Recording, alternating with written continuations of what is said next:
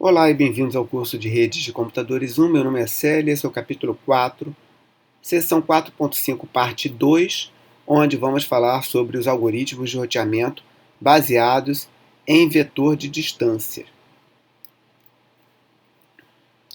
Nesse tipo de algoritmo, é utilizada a equação de Bellman-Ford para se definir o custo de um caminho de um nó x para qualquer nó y.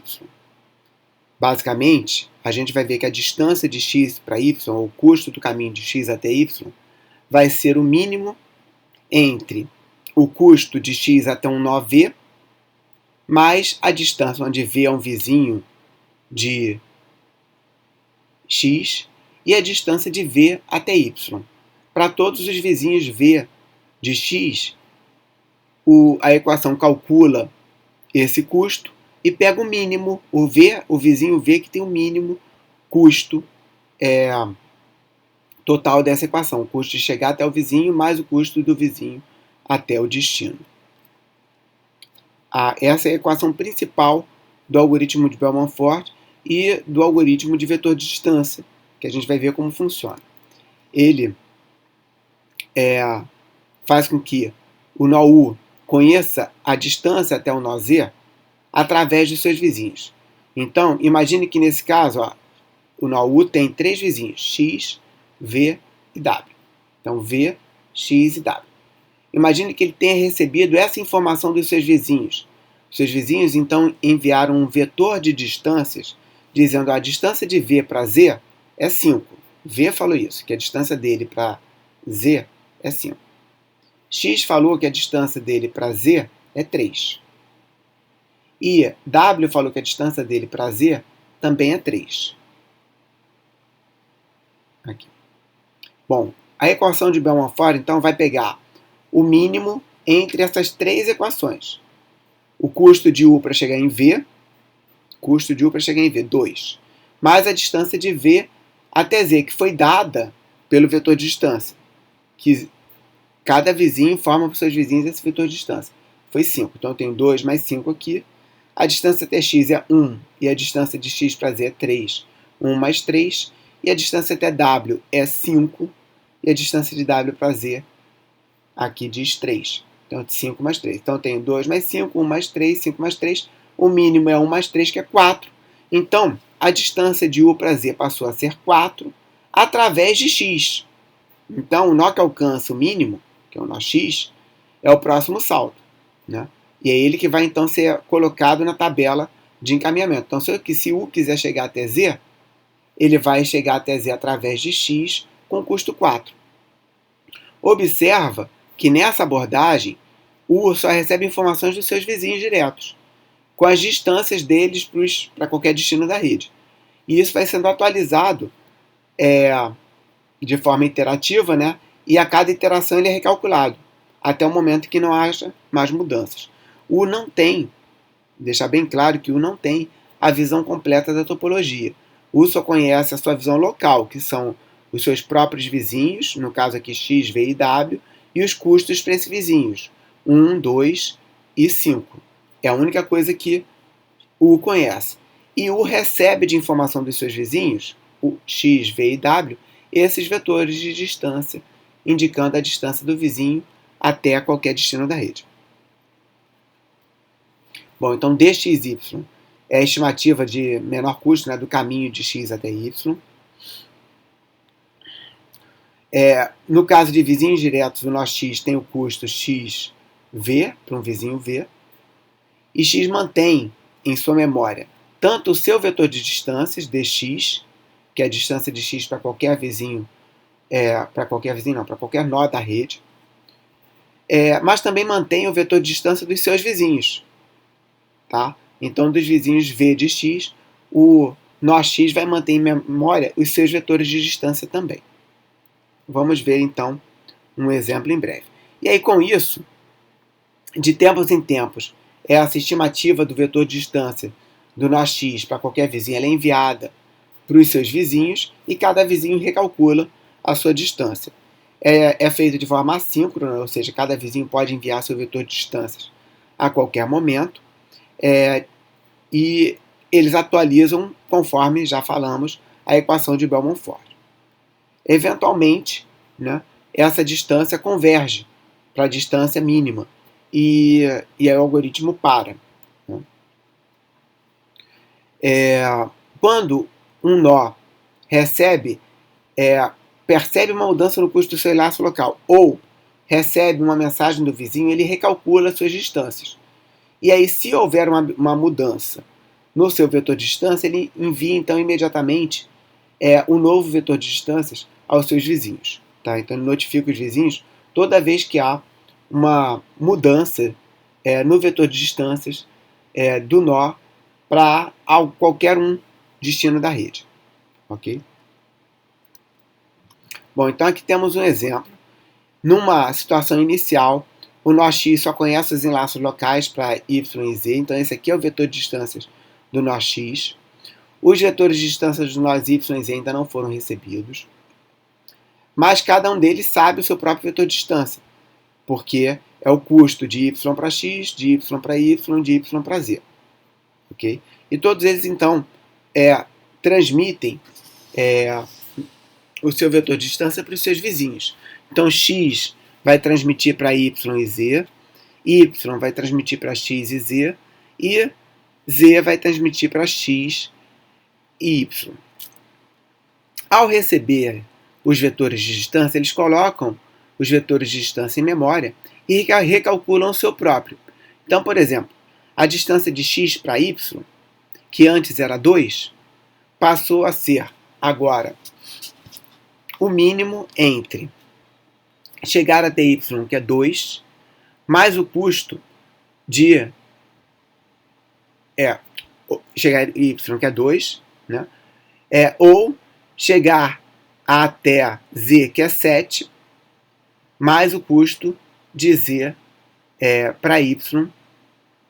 E aí aqui eu tenho, então, que 2 mais 0 é menor do que 7 mais 1, e eu escolho então, seguir por 2. E aí o meu custo passou a ser 2 para chegar em Y. Então eu coloco 2 aqui. E atualizo a mesma coisa para chegar em Z. Qual o custo para chegar em Z? Para chegar em Z, eu tenho o custo de chegar até Y, que é 2, mais o custo de Y para Z, que é 1. 2 mais 1, 3. Eu vou colocar 3 aqui, porque o custo para chegar até Z é 7. Né? E mais o custo de Z para Z, que é 0, 7 mais 0. Então o mínimo passa a ser 3. Então o mínimo passa a ser 3. E esse é o novo vetor de distâncias de X. X acha que chega nele mesmo, né? Com custo 0, em Y com custo 2 e em Z com custo 3. Bom, como o vetor de distâncias mudou, ele vai encaminhar esse novo vetor de distância para os seus vizinhos. E os vizinhos fazem a mesma coisa, cada um deles calcula e encaminha. Quando eles recebem agora o novo vetor de distâncias dos seus vizinhos, não há mais mudança. O vetor de X continuou 0, 2, 3, o de Y continuou 2, 1, 0 e o de Z continuou 3, 1, 0. Certo? Então, nesse momento, o algoritmo parou.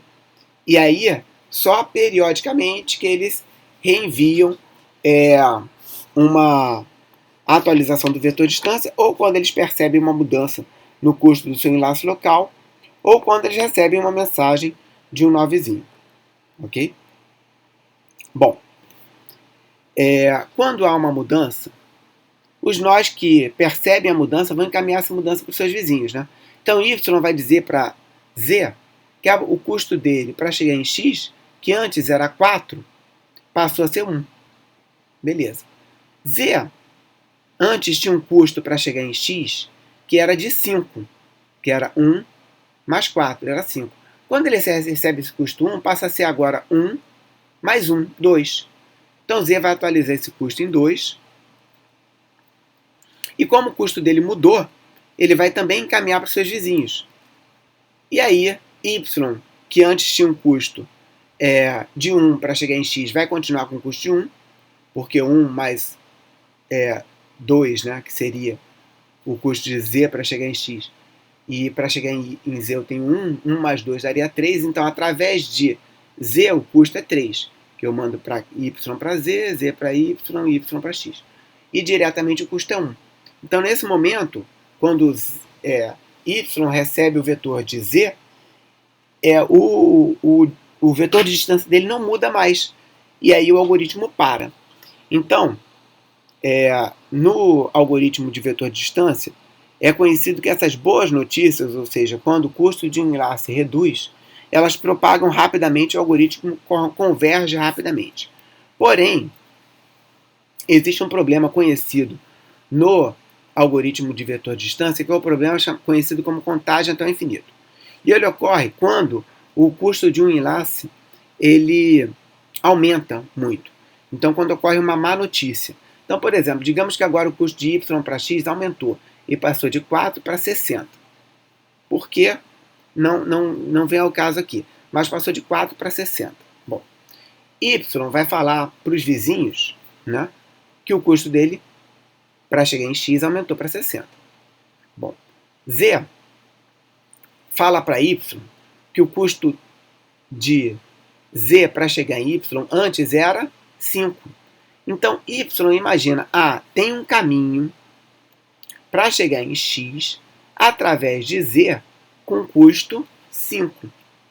E aí, com isso, y anuncia para z que chega em x com custo 6, que é 1 para chegar em z, mais 5 de z para x.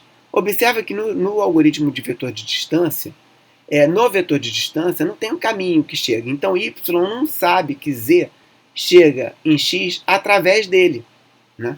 Então, ele pensa que tem um caminho, e podia ter um outro caminho. Imagina que tem um outro enlace aqui com custo 5. Tá?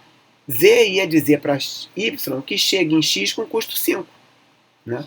Mas nessa topologia não tem, porque z chega em x com custo 5 através de y. Okay. Mas y não sabe disso. Quando esse custo aumenta, ele recalcula o seu vetor de distância e anuncia para z que ele chega em x com custo 6, que é 1 para chegar em z, mais 5 para chegar em x. Aí, beleza. Aí z recebe esse novo vetor de distância e recalcula o seu vetor de distância. Então, se de y para x o custo é 6, para mim o custo vai ser 7. Então, ele vai e atualiza para 7. Aí, y recebe essa informação que z agora o custo mudou para chegar em x, o custo é 7. Então, y atualiza o custo dele para chegar em x e passa a ser 8. E aí, depois z atualiza o custo para ser 9. Y atualiza o custo para ser 10. E fica nesse loop.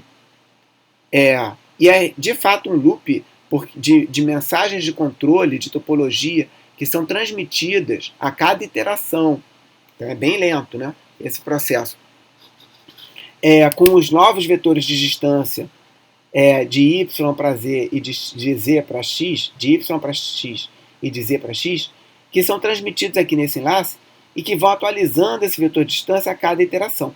E fica nesse loop até que um deles diga, minha distância para chegar em x é 50. Aí y vai dizer, minha distância então para chegar em x passou a ser 51. E aí o algoritmo vai parar. Ok? Mas, como existe esse loop aqui, até que o algoritmo pare, esse problema ficou conhecido como problema de contagem até o infinito. E, nesse meio tempo, pacotes de dados que são transmitidos de x para y e de y para z ficam em loop aqui também, porque y vai dizer que o melhor caminho dele para x é através de z, e z vai dizer que o melhor caminho dele para x é através de y. Então, um pacote de dados, nesse momento, ele fica consultando as tabelas de encaminhamento e fica em loop aqui, até que o algoritmo de roteamento chegue a essa convergência e o loop seja resolvido. Tá? Observa que muitos pacotes podem ser até perdidos por TTL expirado por conta desse loop aqui. Bom, para resolver esse problema, foi criada uma técnica chamada reverso envenenado. Em inglês é poisoned reverse. Bom, nessa técnica, Z, antes de enviar o vetor de distância, ele vê se ele passa por Y, pelo vizinho Y, para chegar num destino, ele vai dizer para aquele vizinho que o custo dele para chegar no destino é infinito. É um custo muito alto. Isso faz com que Y nunca mande um pacote para X através de Z, porque na verdade Z só chega em X através do próprio Y. Tá? Então, dessa forma, Y não ia saber que existia um caminho antes com custo 5 de Z para X.